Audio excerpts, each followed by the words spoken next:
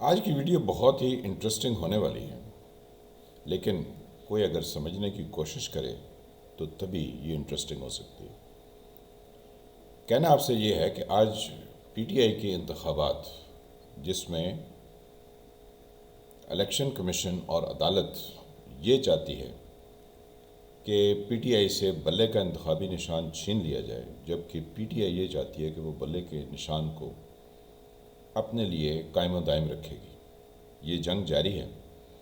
اس میں سے جو لطیفے اور شگوفے پھوٹے ہیں ان پر نگاہ ڈالنے کی ضرورت ہے۔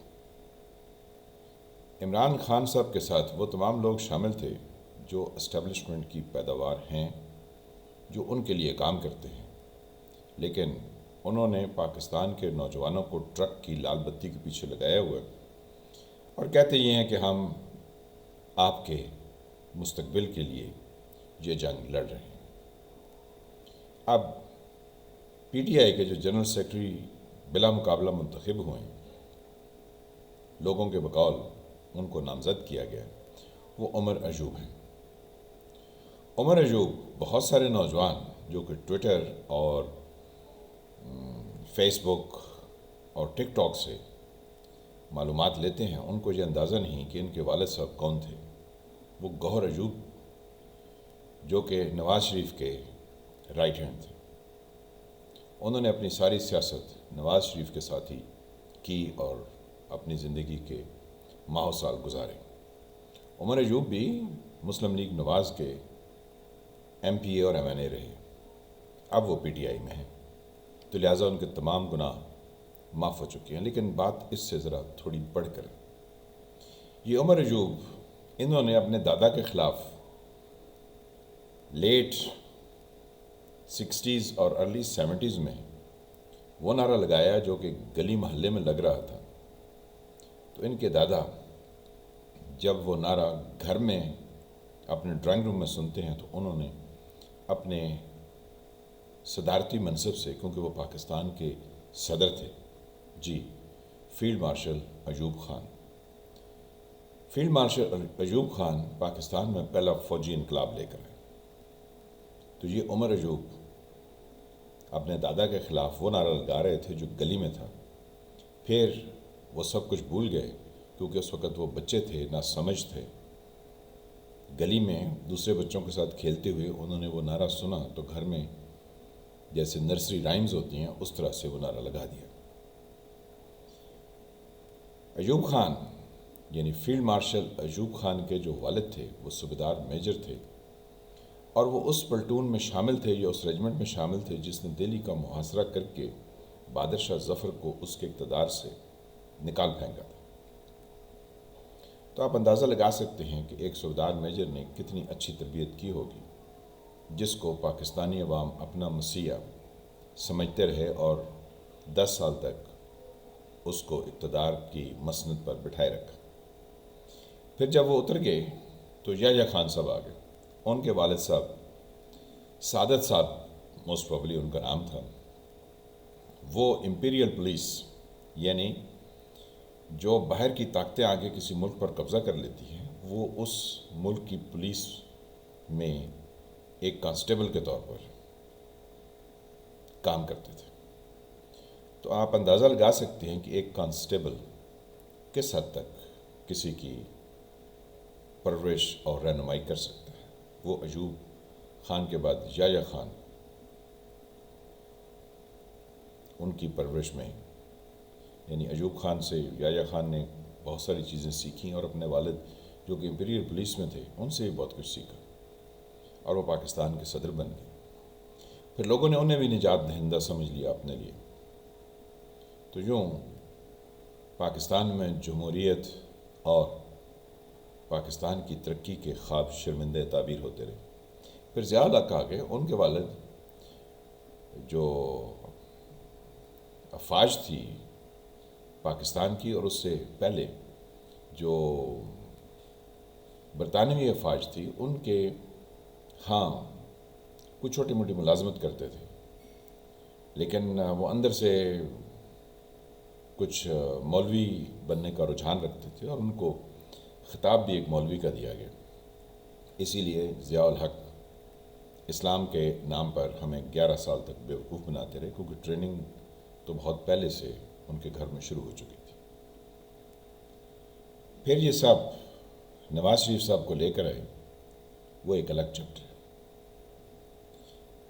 بات کیونکہ میں کرنا چاہ رہا تھا کہ جو فوجی، پھر پرویز مشرف صاحب آ گئے، ان کے والد بھی فوج میں کوئی اکاؤنٹس کا کام کرتے تھے، کچھ لوگ کہتے ہیں کہ وہ فارن سروس میں تھے، جس سے پرویز مشرف صاحب کو ترکی جانے کا اور ترکی زبان سمجھنے کا موقع ملا۔ تو ان سب کو پاکستانی اپنا نجات دہندہ سمجھتے ہیں۔ آپ اندازہ لگا سکتے ہیں کہ یہ کتنے کیلیبر کے لوگ ہیں، اور یہ آپ کے ملک کو اور آپ کو اس دلدل سے، جس میں یہ ملک اپنے پہلے دن سے پھنسا ہوا ہے، اس سے کس حد تک نکال سکتے ہیں۔ لیکن جو عمر ایوب کے پی ٹی آئی کے سیکرٹری جنرل بننے پر ان کا دفاع کر رہے ہیں، ان کو ان کے تاریخی حقائق کے بارے میں معلومات ہی نہیں۔ جو عمران خان صاحب کو یہ سمجھتے ہیں کہ وہ آپ کی کایا پلٹ دیں گے، وہ بھی یہ نہیں جانتے کہ عمران خان صاحب کس کس کے کندھے پر چڑھ کر کہاں کہاں تک پہنچے۔ کاؤنٹر آرگومنٹ کے طور پر لوگ یہ تو کہہ سکتے ہیں کہ جی نواز شریف صاحب بھی تو پھر انہی کے کندھوں پر چڑھ کے آئے تھے جن کے کندھوں پر عمران خان چڑھے، اس میں کیا فرق پڑتا ہے؟ کیونکہ جب تک آپ کے حکمران، سو کالڈ حکمران، جن کو آپ سمجھتے ہیں کہ آپ نے ووٹ دے کے منتخب کیا ہے، وہ کسی دوسرے کی بیساکھیوں کے ذریعے اقتدار میں ہوں گے تو وہ آپ کے لیے کچھ نہیں کر سکیں گے۔ پی ٹی آئی چاہے بلے کا نشان برقرار رکھے یا اس سے چھن جائے، جیسا 80s میں پیپلز پارٹی سے تلوار کا انتخابی نشان چھین لیا گیا تھا، تو انہوں نے تیر منتخب کر لیا۔ پھر تیر نے جتنے تیر مارے ہیں وہ بھی سبھی لوگ جانتے ہیں، کیونکہ اقتدار ان لوگوں کے پاس ہوتا ہے جو کسی صوبیدار، کسی کانسٹیبل یا کسی معمولی اکاؤنٹنٹ کی اولاد ہوتے ہیں۔ ان کو پروان چڑھایا جاتا ہے، ان کو اتنی پھونک بھر دی جاتی ہے، ان میں پنجابی کا لفظ ہے پھونک بھرنا، یعنی کسی کو پمپ کر دینا، کہ ان کو پھر اپنے علاوہ کچھ دکھائی نہیں دیتا۔ یہ مثال تقریباً سبھی کی ہے جو اس خمیر سے اٹھے ہیں اور جنہوں نے پاکستان پر حکمرانی کی۔ نوجوان نسل ہے، وہ جانتی نہیں کہ کون کہاں کب کس وقت پاکستان کو کتنا ڈس چکا ہے۔ وہ جو نعرہ لگانے والے ہیں ان کے پیچھے دوڑ پڑتے ہیں۔ پی ٹی آئی کے انتخابات کے ساتھ ساتھ ایک پی ٹی آئی کی اور خصلت بھی قابل غور ہے۔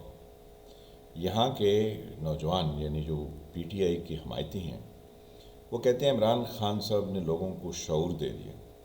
یہ شعور پاکستان میں ہر کوئی 20، 30، 40 سال کے بعد لوٹ کے آتا ہے۔ جیسے برے دن لوٹ کے آتے ہیں، اسی طرح شعور کا آنا بھی نوجوانوں میں پاکستان میں ان برے دنوں کی طرح ہوتا ہے۔